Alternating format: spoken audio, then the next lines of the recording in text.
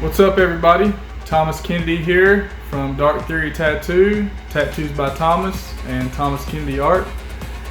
Chilling here in the studio. There's a mural I did a while back. Just chilling up here in the shop lobby. And let me walk back to the airbrush studio, let y'all get a peek of what you're going to learn how to paint today. And here it is. It's a portrait of Merkules. If you don't know who he is, check him out. He's one of the best rappers out right now. He's starting to do some tracks with some big name rappers. And if you don't know who he is, you probably will soon, one way or the other. Let me get a close-up of this. If you are interested in learning how to paint portraits, this is a good lesson. This is a pretty simple process the way I'm going to do this one. So don't go anywhere. Tune in, get your airbrush ready, and learn how to do a portrait.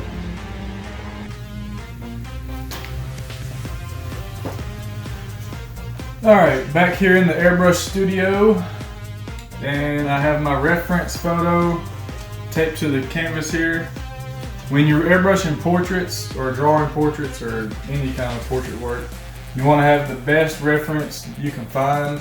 The better the photo, the easier it'll be to paint the detail in it. So I got this image just off Google Images, and it's obviously a professionally taken photo. So it's got plenty of contrast, and it's going to work really well for this project. And for this, I will be using my Iwata Eclipse HPCS and Createx Transparent Medium Gray starting out, and then later I'll get into the opaque black, and at the end probably use some opaque white for highlights too. So starting out, to get the image on the canvas, I actually made a small stencil just using the light table. Captured all the detail I could in it and just made a small stencil, and then I projected that onto the canvas and traced it identical to my stencil. Like I said, you got to get all the detail as close as possible, just like the image, so it'll look realistic. So that's the quickest, easiest way to transfer a detailed image to your canvas. If you're doing portraits, you just want to stencil the photo. That makes it quicker and easier to make it look realistic. You can just draw it out from scratch. It takes way longer, but it's nice to know how to do that.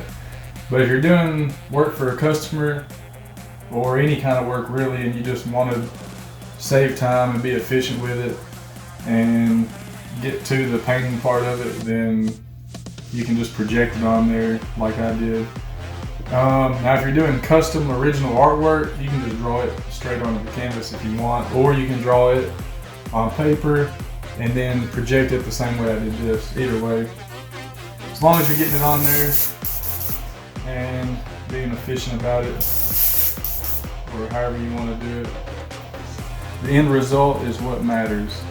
So starting out, I'm just going to build up some gray tones, and it may be hard to see from where the camera is right now, but here shortly it will start taking shape and start looking like Merk.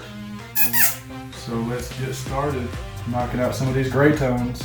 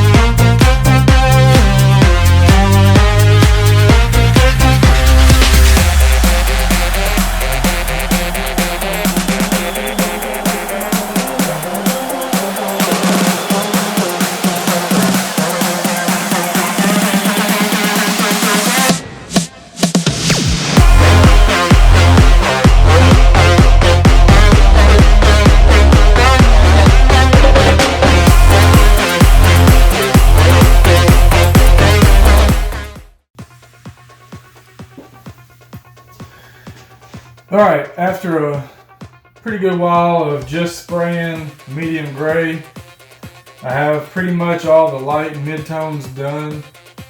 And as you can see, it already has the lightness to it. So that's what you want. That way, when you start putting the blacks in there, it really makes it pop and bring it to life. And after that will be white highlights. But as you can see, like right now, if we left it alone, it looks just like Merkules. You can see the good detail and everything, and some people would be like, oh man, that looks good. But once the black's in it, you'll see how much difference it makes, and it really brings it to life. So let's get to the black.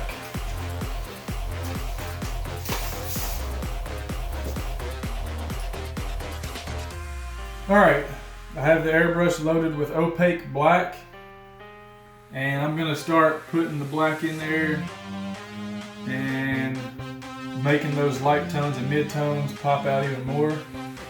And just go off of your reference photo. Once again, when you're doing realism, you only want to paint or draw what you see. Now you can, once you get the hang of things, you can make minor adjustments and bump up the contrast a little bit and stuff like that. But starting out, stick to your photo as close as you possibly can. If there's not black in the spot, don't put black there. If there's not white in the spot, don't put white there. If you start putting black where it doesn't go, it's not going to look as good as the photo. It's not going to look realistic. So stick to the reference. Only draw or paint what you see.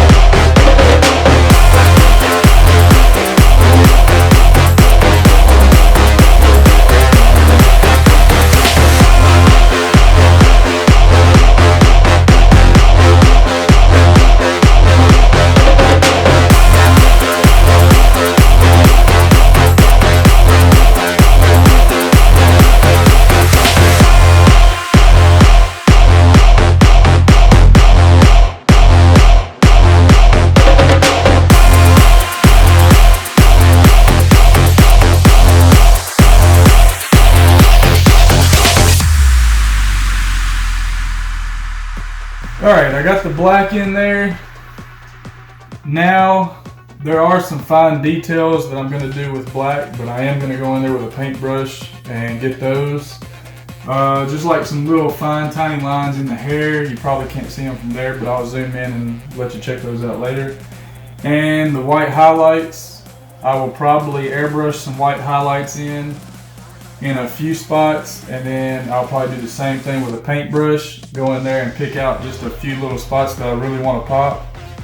So you can tell how much difference putting the black in there makes. It already looked like him with just the gray tones, and once you put the black in there, it just really puts everything forward and gives it that dimension to make it look real. So, and I like contrast. I like a lot of contrast in portraits and stuff. It just makes it stronger to me. So I'm gonna grab a paintbrush and start picking out some black details with the hair, and maybe in the jewelry, and maybe in the glasses.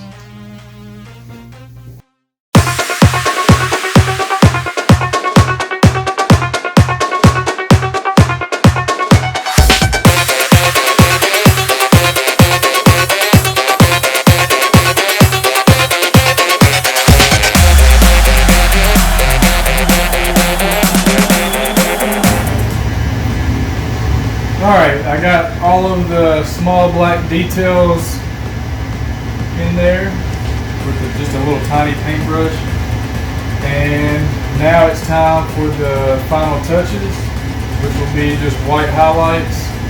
That'll really make everything pop. It's going to make the glasses pop. His eyes, there's a couple of small highlights in the eyes.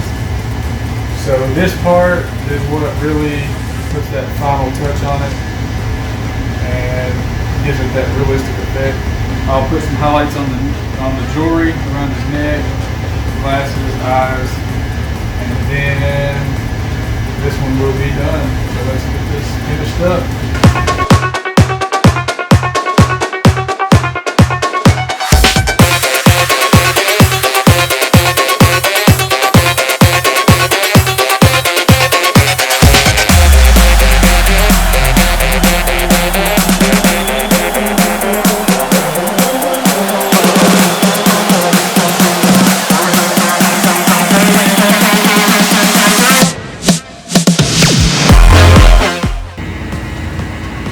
Alright, there you have it. I'm going to zoom in. Check out the white highlights. Up close you can see just some simple brush strokes and some little dot highlights on the eyes, highlights on the chain there. Gives it that extra pop. Gives it a more realistic feel. So I'm calling this one done.